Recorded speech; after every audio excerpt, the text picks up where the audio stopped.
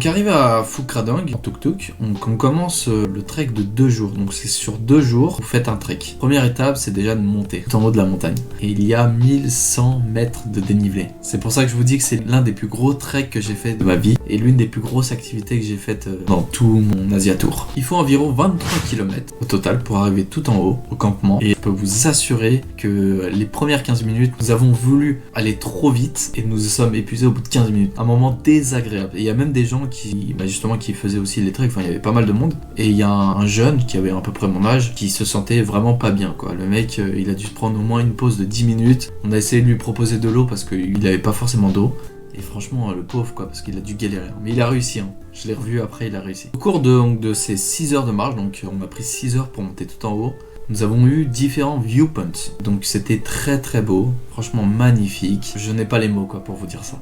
Nous avons pris un campement, en fait, une fois que vous arrivez en haut, soit vous avez la possibilité de redescendre, mais il faut y aller très vite, soit vous prenez un campement, donc louez une tente, ensuite vous prenez tout l'équipement, donc sac de couchage. Après, si vous avez le vôtre, bien sûr, vous pouvez ramener le vôtre, il n'y a pas de problème. Donc une fois arrivé au campement, on décide de prendre une douche. Alors la douche, elle est très très froide, donc je peux vous assurer que vous restez pas longtemps. Une fois que la douche a été prise, en fait, on revient dans le campement, et là, en fait, il y a 2 Thaïlandais qui nous posent des questions, qui nous demandent en fait un petit peu un questionnaire pour savoir quel matériel on utilise, donc quelle marque aussi également, quelle est notre nationalité, tout ça. Et puis ils nous guident vers justement un endroit où on peut apprécier un coucher de soleil, donc un sunset.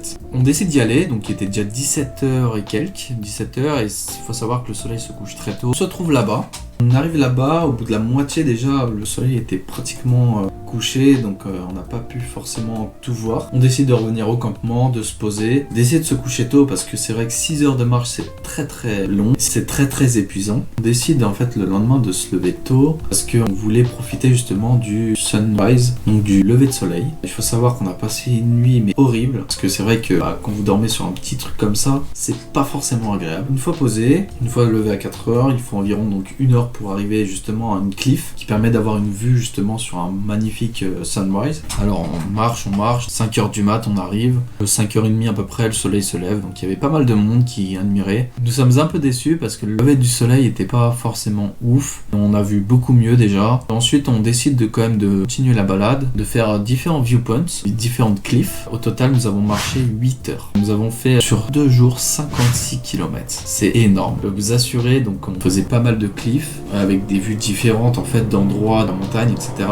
Nous avons vu des cascades, mais malheureusement les cascades n'étaient pas belles parce que il n'y avait pas forcément d'eau, vu qu'on était en période sèche. En novembre 2019, c'était pas forcément beau. Pendant notre descente, nous avons vu des Thaïlandais prenaient les affaires des gens pour les monter tout en haut. En fait, vous payez quelqu'un qui prend vos affaires et qui vous monte vos affaires tout en haut de la montagne. Donc 1100 mètres de dénivelé. Je peux vous assurer que c'est très très chaud. Nous, on avait laissé en fait notre sac à dos tout en bas et nous avons pris un petit sac à dos pour monter. Et déjà, c'est super lourd. Eux montaient ça, ils avaient genre un bâton en fait qui mettait sur les épaules, sur les trapèzes, et en fait sur les côtés vous avez des sacs. Donc ça pouvait monter 15, 20, voire 30 kilos en facile. Franchement, chapeau les gars, ils sont vraiment chauds quoi. Bon, après c'est leur métier, mais franchement je leur tire mon chapeau. Qu'une fois en bas, nous sommes tombés par terre pour vous dire. Nous avons mal aux pieds, mais vraiment genre c'est incroyable quoi, la douleur que nous avait. En même temps 8 heures de marche, vous vous rendez pas compte, mais c'est horrible. On décide donc de manger un petit truc, parce que nous avions faim. C'est vrai que nous n'avons pas forcément mangé durant notre balade. Et donc nous avons pris une petite soupe chinoise, donc des pâtes avec une soupe un peu épicée aussi, et ensuite on décide de prendre un tuk-tuk pour aller dans notre prochaine destination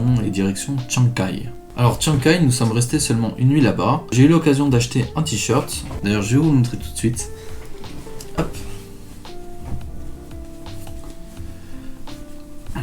Voilà, un petit t-shirt, hein. Il était plutôt cool pour seulement 5 € en plus, donc c'est vraiment pas cher. Ça m'a permis en fait d'avoir un autre t-shirt parce que j'en avais pas beaucoup. Ça, elle sera sur ma vidéo justement de mes anecdotes, mon budget, mon sac à dos, etc. Donc une fois acheté ce t-shirt, nous décidons en fait de visiter un peu la ville et nous avons mangé dans un restaurant où ils proposaient du red curry. Alors je peux vous dire, c'est très très épicé, c'est notre premier red curry. Et d'ailleurs la viande, je me rappelle de la viande, on avait pris au poulet. Donc c'est une soupe en fait, red curry c'est une soupe avec des piments, etc. Comme viande, nous avons pris du chicken, mais on n'aurait pas dit du chicken, on aurait dit un autre goût. Alors peut-être du chien, je sais pas. Très bizarre. On sait pas trop ce qu'on avait dans notre assiette. Ensuite le soir, nous avons fait un marché de nuit et avec un magnifique coucher de soleil. D'ailleurs ceux qui me suivent sur Instagram, vous avez pu voir la photo.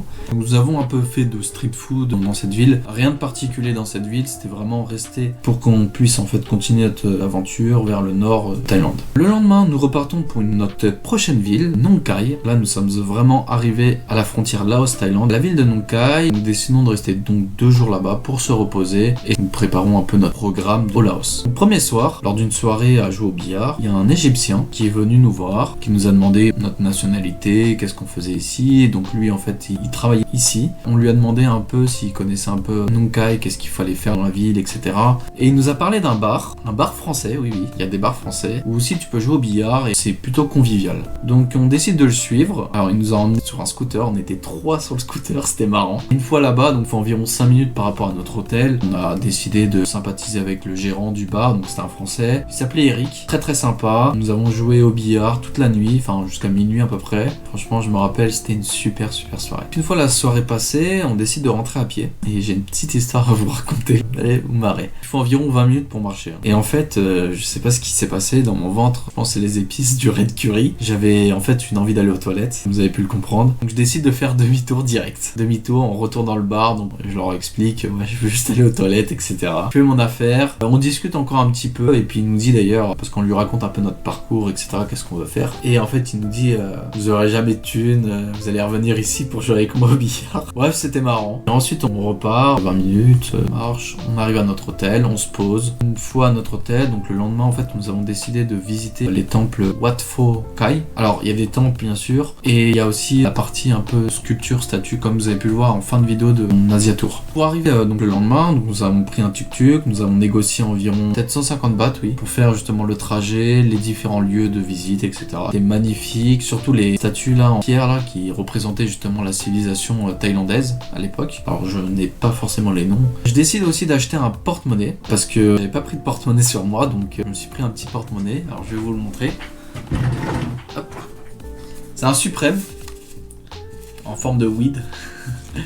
Bon, c'est un faux, hein, bien sûr. J'ai négocié, j'ai payé environ 6 € au lieu de 10 €. Une petite négociation à faire, mais c'est toujours ça de prix. Nous avons passé une bonne journée. Et le soir, en fait, nous sommes retournés au bar français. Et j'ai voulu aider le barman, justement, à réparer son PC, parce qu'il avait un petit PC portable. Et en fait, il fallait remettre la licence Windows, etc. Donc j'ai voulu le faire. Malheureusement, j'ai pas réussi parce que son PC était beaucoup trop vieux. Mais on a quand même mangé là-bas, c'était sympa. On a passé une bonne soirée pour notre dernière soirée. Nous avons pu échanger aussi avec ses serveuses, parler anglais. J'ai pu expliquer un peu quelle est ma nationalité, etc. Enfin, c'était vraiment sympa, quoi. C'était convivial. Le lendemain, donc, on repartait pour le Laos. Et ça, on se retrouvera pour une nouvelle vidéo, donc on racontera ma partie sur Laos sur une prochaine vidéo, histoire de vous faire un peu voyager, de vous faire découvrir un peu ce que j'ai fait. Et j'espère que ce vlog vous avez apprécié. Alors pour ma petite conclusion, donc mon bilan pour la Thaïlande, donc comme je vous ai dit, je suis déjà allé en décembre 2017, donc je connaissais déjà les lieux touristiques et tout, je les avais déjà fait, donc Chiang Mai, Chiang Khai, les plages, donc Koh Samui, Krabi, etc.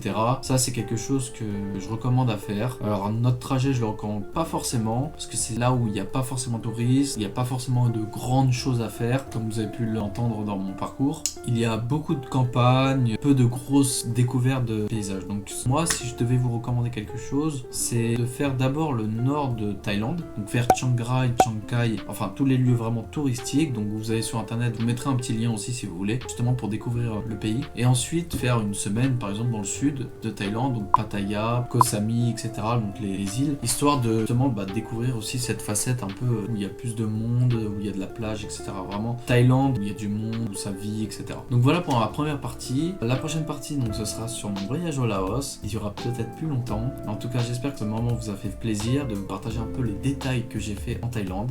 Et sur ce, n'oubliez pas de vous abonner, de laisser un pouce bleu bien sûr, de me rajouter sur les réseaux sociaux, donc Twitter, Snapchat, Instagram et Twitch. On se retrouve très prochainement pour la deuxième partie. Et surtout, n'oubliez pas, never give up.